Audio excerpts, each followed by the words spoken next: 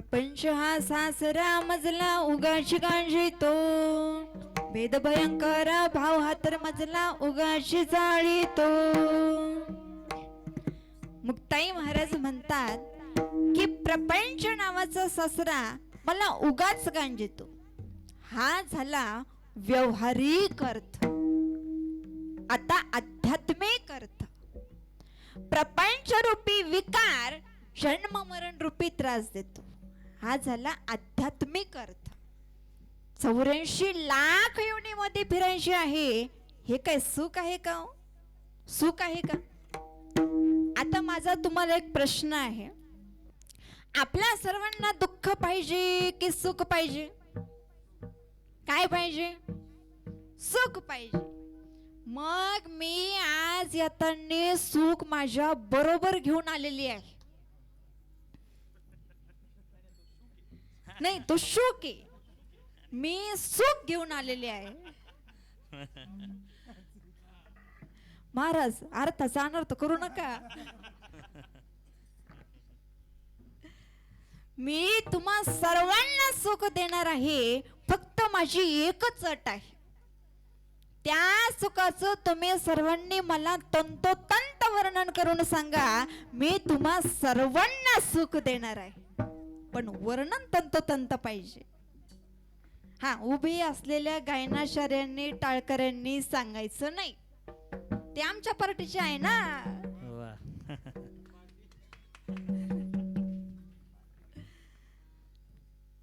मी लहान असताना आईकडे भाकर मागितली.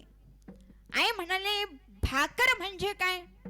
मग मी भाकरीचं तंतोतंत वर्णन करून सांगितलं की परात किंवा काठवट घेणे, त्यात थोडंसं ज्वारीचं किंवा बाजरीचं पीठ घेणे, थोडंसं प्रमाणात पाणी टाकणे, व्यवस्थित मळून गोल तयार करणे, मग खाली थोडंसं कोरडं पीठ टाकणे, त्याच्यावर व्यवस्थित थापून पातळ गोल तयार करणे, मग अलगद उचलून तव्यावरती टाकणे, दोन्हीकडून भाजून घेणे, मग उलटण्यावर अशी भाकर ठेवून अशी अशी अशी अशी फिरून भाजून घेणे. झाली तयार भाकरी. झाली की नाही? झाली की नाही? पाणी कोणी लावायचं? पाणी कोणी लावायचं? तुमच्याकडं काय बिना पाणी लावता भाकरी करता की काय? अहो, पाणी लावायला शिका, पाणी लावायला शिका, भाकरीला पण आणि नवऱ्याला पण. विठ्ठल विठ्ठल.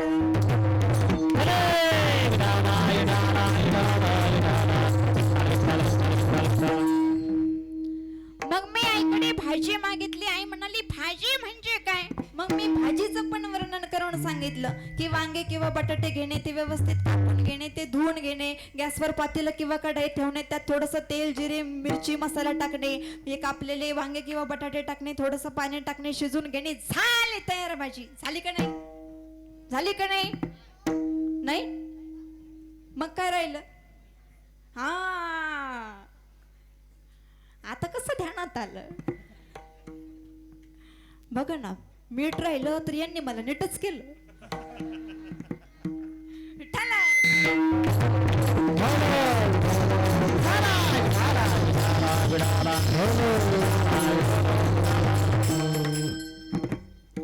मी आईकडे भाकरी मागितली. आई म्हणाली भाकर म्हणजे काय? भाकरीचं मी वर्णन करून सांगितलं. आईने मला भाकर दिली. मी आईकडे भाजी मागितली. आई म्हणाली भाजी म्हणजे काय? मी भाजीचं तंतोतंत वर्णन करून सांगितलं. आईने मला भाजी दिली. तसा तुम्ही मला सुखाचं तंतोतंत वर्णन करून सांगा, मी तुम्हा सर्वांना सुख देणार आहे. मला माहिती आहे आपल्यापैकी कोणीच सुखाचं तंतोतंत वर्णन करू शकणार नाही, पण सुखाबद्दल मी तुम्हाला काही प्रश्न विचारणार आहे, त्याचे तर उत्तर देणार ना मुलांना? देणार ना मोठ्या आवाजात? हा, मग मला सांगा, सुखाला लांबी आहे का? लांबी नाही. सुखाला रुंदी नाही. मोठ्या आवाजात सांगा, मला ऐकायला थोडं कमी आहे. सुखाला उंची नाही. सुखाला आकार नाही. सुखाला चव नाही. सुखाला रंग नाही. सुखाला माप नाही. सुखाला वस्तुमान. आणि हे सुखाचे वर्णन आहे. ज्याला लांबी नाही, ज्याला रुंदी नाही, ज्याला उंची नाही, ज्याला माप नाही, ज्याला वस्तुमान नाही, ज्याला आकार नाही, ज्याला चाव नाही, त्यालाच सुख म्हणतात. आणि जे वर्णन सुखाचे आहे तेच वर्णन देवाशी आहे, तेच वर्णन भगवंताशी आहे. रंग नाही, रूप नाही, नाही वर्ण छाया. रंग नाही, रूप नाही, नाही वर्ण छाया.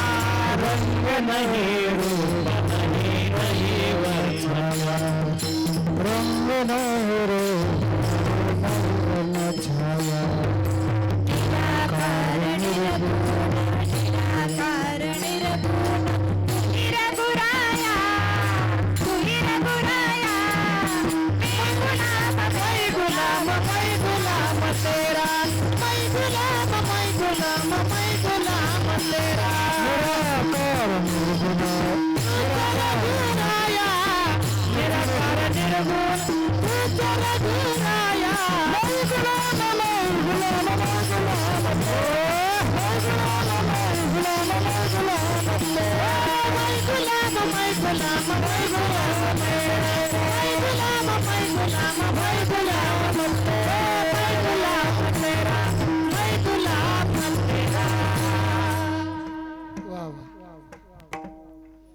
जे वर्णन सुखाचे आहे तेच वर्णन देवाचे आहे.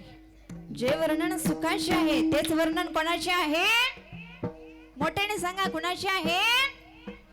देवाचे. आणि जे वर्णन देवाचे आहे तेच वर्णन कशाचे आहे? सुखाचे. जे वर्णन सुखाचे आहे तेच वर्णन कोणाचे आहे? देवाचे. आणि जे वर्णन देवाचे आहे तेच वर्णन कशाचे आहे? सुखाचे. मग सुख म्हणजेच कोण? देव. देव म्हणजेच काय? सुख. सुख म्हणजेच कोण? देव. देव म्हणजेच काय?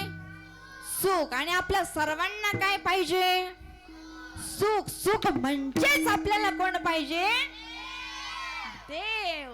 देव म्हणजेच सुख. देवाची निजधाम म्हणजेच सुख. विठ्ठला